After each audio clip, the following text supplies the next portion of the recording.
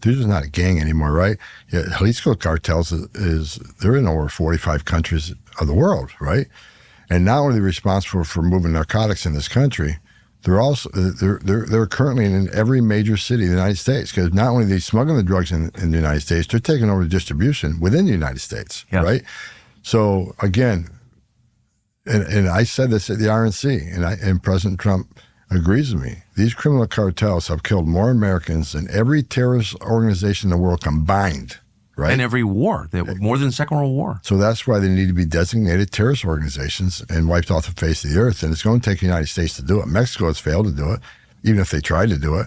Bottom line is, much of the Mexican military, much of the Mexican law enforcement, much of the Mexican government's corrupt. That's just a fact.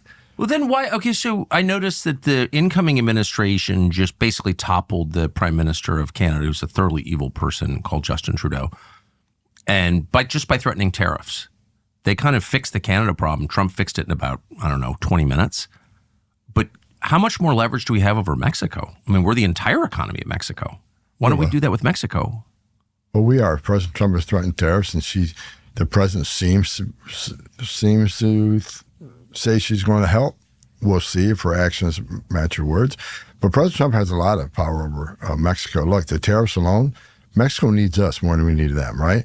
And look, I'm not saying every cop, every soldier, every politician in Mexico is corrupt, but many are. That's just a fact. When I was ICE director, we had vetted units we worked with, law enforcement down there. We vetted them so we can work with them. But we didn't even tell the vetted units everything we know, because we just couldn't be sure, right?